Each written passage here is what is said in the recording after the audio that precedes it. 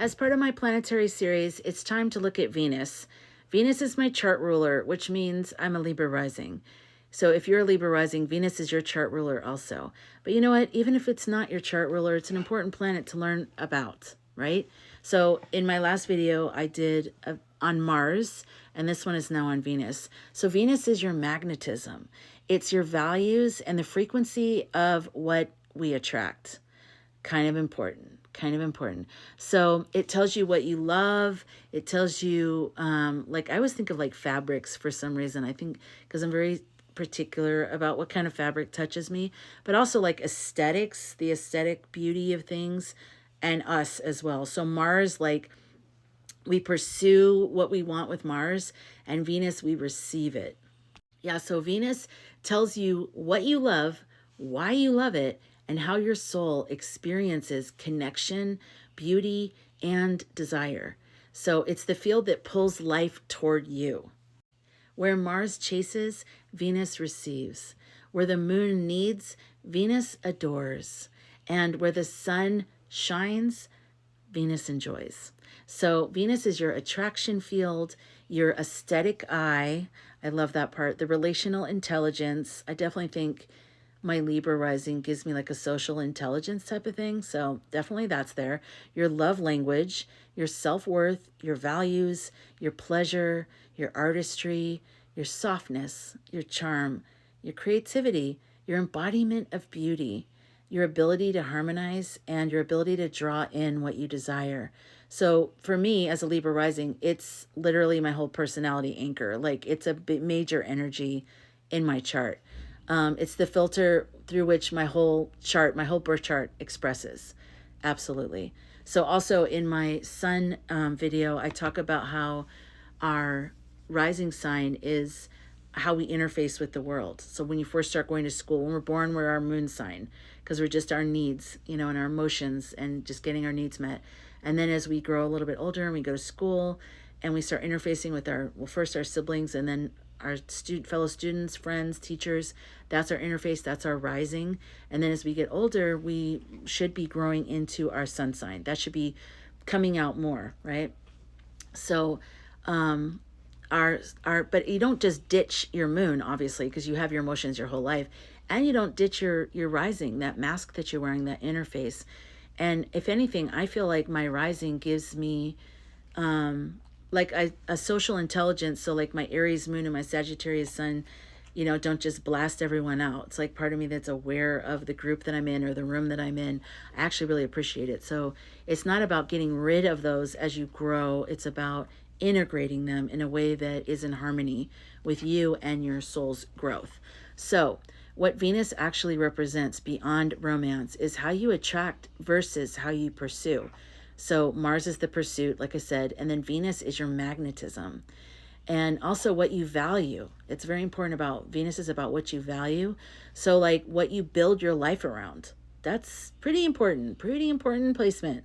Venus literally tells you what is worth it to you, to your soul. So my Venus is in Capricorn, in I think it's my third house. So what sign is your Venus in and what house is it in? Put it in the comments. But it's also how your Venus, whatever sign it's in, whatever house it's in, it's how you relate. Because that's a Venus-y kind of Venusian kind of thing. It's how you relate, your conflict style, whether you're soft or direct, and your desire for harmony or truth, and your expectations of partnership as well. Also, it's your taste. It's the beauty that you're drawn to. It's your spiritual compass. It rules aesthetics, design. Like, I love that stuff. Like, especially like a house, the aesthetics of a house, the design of it. Like, I used to always have a Christmas party every year. I loved like doing the design for that. Every year I'd be like inspired by an ornament. Like I'd get some new ornament or a new candle holder or like, I don't even know what. Every year it was something different. And I would build the whole party theme or aesthetic around that one thing. It's pretty cool. So design, art, color, music, textures. Textures? Didn't I talk about the fabric? Sensory experiences, scent, touch, and visual storytelling. Filmmaker, hi. Okay, so also your money and your worthiness. So not career, that's Saturn and your mid heaven, your 10th house. That's not your, this isn't about career. Your Venus rules receiving, what you feel like you're worth, like what your values are. Worthiness is. So whether you're deserving, your pricing. I have a problem with setting prices, but I'm getting better at it actually. Luxury. How are you comfortable with luxury? Are you comfortable with comfort, or are you used to being uncomfortable? Just how you value yourself. This is all the Venetian energy. So when Venus is honored, abundance flows. So also pleasure and embodiment. Venus is the planet that reminds you that life is meant to feel good. Hello. It's not about just achieving things or buying things or, all those things. That's fun, great, whatever. It's not even just about spiritual development. It's also about feeling good. That's why we have senses. That's why we can smell, taste, feel, all of that, because we're meant to feel that. We're meant to feel the good parts of life. So Venus as the third sacred feminine planet. So after the moon and Neptune, which I've already discussed in this series, if you want to check those out, they're in the playlist, my astrology playlist on TikTok and on YouTube. I have an astrology playlist for these planets. But Venus expresses softness, receiving, grace, beauty, heart energy, sensuality, harmony, and intimacy, truth. These are very important qualities. It's like you can have a lot of like Mars energy where you go out and get things. You're really good at like setting boundaries, but can you receive? Can you be a receiver of energy, male or female? We all have Mars energy and we all have Venus energy. And I also feel like a lot of times people who complain that they don't receive a lot, I feel like the people that I've seen that say that are people that have a hard time receiving. So they almost don't even create space for it in their lives. They are so busy doing everything, which, okay, could be argued that you've always had to do things, which is why you're doing things. But I would suggest try leaving some things out, obviously not vital things, but see if others will help you or ask someone to help you. Like start practicing ways of receiving help, receiving attention to something, receiving whatever, because it shouldn't be all you, output, output, output. You should be receiving. And you know what? Honestly, by receiving, you're giving the person who's giving you a gift, because when we give someone a gift, doesn't it make us feel good when we can help someone? When someone's always like, you're like, can I help you? And they're like, no, I'm good. It makes you feel like a hand is in your face. Like, no, I don't need anything from you, And I know that they don't mean it like that. They're just probably used to being very self-sufficient, but it feels like they're closing you out, And when you're in it, you don't feel like that. But I'm saying from the outside, that's what it feels like. And so we have to remember to be receptive, but allow space for that. Don't be so like self-sufficient that you don't even have room to receive ever. And that's hard. And I know it's hard, but I just want to suggest it because it will change your life. Like it really will. It'll change the way you interact with the world, because even the universe just shows up for us in weird ways. Like if, you're working on manifestation, it's not always about you, having this idea of what you think should happen. And then you're doing all these things. A lot of times, if we just sit back and trust, the universe will be that Venus energy where it just shows up in our lives. The person will call, or, you lost your car keys will show up. But you have to allow for space for that. If you're so busy doing, looking, doing all that stuff, so, okay, I think I've said that enough times now. Anyways, okay, so Venus is the antidote to the war state of the world. Exactly. It's the bridge back to balance, connection, peace, appreciation, and healthy love. It's where we need to go, man. We need to go back to that. We need more gentleness, more pleasure. I mean, why is everything about life about buying things, acquiring things, one-upping people? Like, what happened to just enjoying watching the beach, watching the sunset, watching your dogs play at a dog park or your children at a park? Like, there should be that gentle energy too.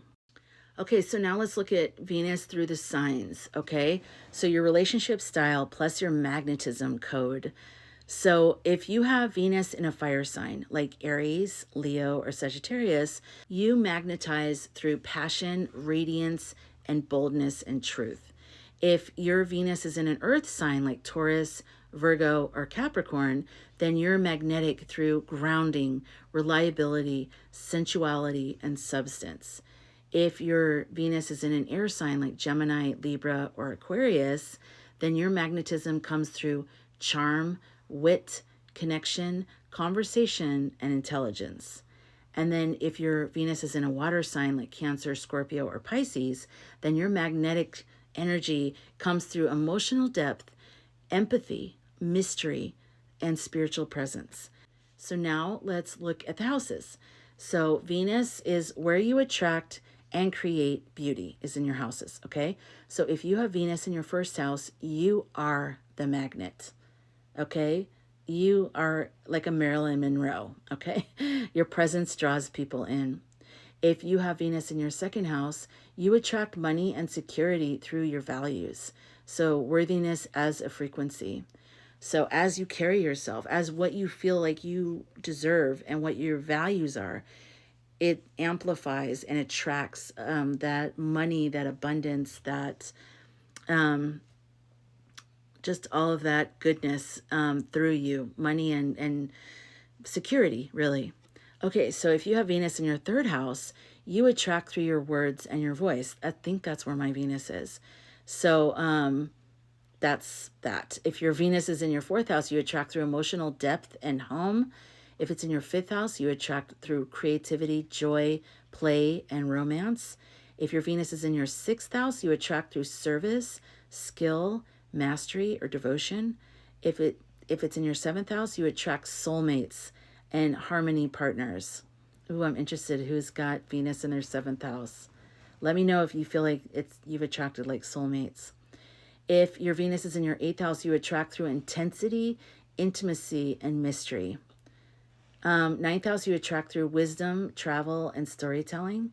10th house, you attract through career presence and public grace. 11th, you attract through community, networks, tech, and future spaces. And 12th is you attract through spirituality, dream realms, and psychic energy. Wow, this one is rare and extremely magical. I feel like if you have Venus in your 12th house, like almost like you dream about your soulmate or something, and then you meet them. Let me know if that happened to you. I do not have Venus in my 12th house, so I can't tell you about it. But, all right, so Venus as a receiver field, how you allow good things. So Venus is how you let life love you. Venus is how you let people support you. Like what I was saying earlier, people who usually are like, I have to do everything myself. Like allow for space, allow for people to help you. Ask for help even. And it's uncomfortable because when you ask for help, that means someone can say no. Or they can say yes and not show up. My dogs are snoring in the background. I'm sorry. But you know what I mean? Like to ask for help makes you vulnerable. So a lot of people don't want to ask for help. But if you want to increase that area of your life, I recommend you ask for help. Sometimes, like during my film festival, it's very hard because I like to do everything myself. I'm one of those people. That's probably why I'm going on these monologues about it. But like during my film festival, sometimes I'll just ask people to help me with something that I know I can do. But I do it so that they'll be involved and they'll feel good because they feel involved. You can't expect people to support you if they don't feel like they have anything in it, you know? So I try to be like, hey, can you pick up that stack of paper and hand it to me? No, I'm just kidding. It's not that stupid, but you know what I mean?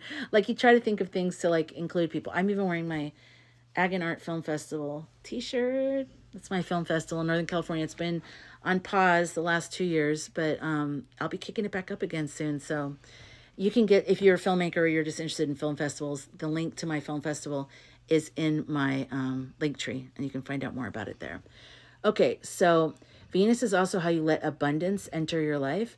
It's your yes to pleasure and ease, and it's your refusal to suffer unnecessarily. That's important. Many people block life's goodness because their Venus is wounded. So think about if you may have some wounds around your Venus in your chart. So if you're an overgiver, this is a way you can tell if you have a wounded Venus. If you're an overgiver, if you're into people pleasing and you're kind of locked into that and you feel like that's where a core part of your identity comes from, you have collapsing desires, you're attracting partners who reflect old wounds, like you're stuck in the recursion basically, where it's like the matrix, the circle. You have a fear of asking for more from a partner, from a job, from life. beauty insecurity. Either you're beautiful and you feel insecure about it, or you don't think you're beautiful, but other people probably do, you know. It's an issue in your life. Self worth struggles, staying too long in imbalanced relationships. That goes back to the people pleasing. Underpricing your work. I have a problem with that. I do that a lot. Struggling to receive. There's always people that are like totally comfortable being like, yeah, I charge $1,000 an hour. And you're like, you do? What? And I mean, that's an extreme example, but you know what I mean? Like, and I'm always like, how do you do that? You really just set the price. And yeah, most people are not going to take you up on that. But the one who does is going to expect $1,000 an hour energy. So if you think you can bring it, then bring it. Okay, so choosing peace over authenticity. So Libra energy is here in that Venus, and a wounded Venus is Libra wants peace. They want peace. They're not conflict driven like Aries. But if you choose peace over authenticity, you're not choosing true peace. You're choosing repression. So be mindful of that. If you have a history of just being like repressing other people or repressing yourself because you just want things to be peaceful, that is not peace. True peace is when people feel heard. When we feel heard, when others feel heard, and then we all choose to be peaceful after that. That's different than just being like, I don't want to hear anything that's disruptive. That's not peace. Okay, so when Venus is wounded, we work too hard for love. We should be receiving effortlessly. So yeah, if you feel like you're working really hard for love, that's a wounded Venus. So there's ways you can look into that. All right, so anyways, that's that. And I'm interested to know what sign your Venus is in and what house it's in. So leave it in the comments, and I'll add a little blurb back to you and let you know a little bit more about what that sign and placement means in your life. But thank you for watching, and I'll receive all your compliments about how great this video is. I'll be a very good receiver of that. All your likes and your reposts and your comments. Just kidding. Anyways, I'll see you in the next video.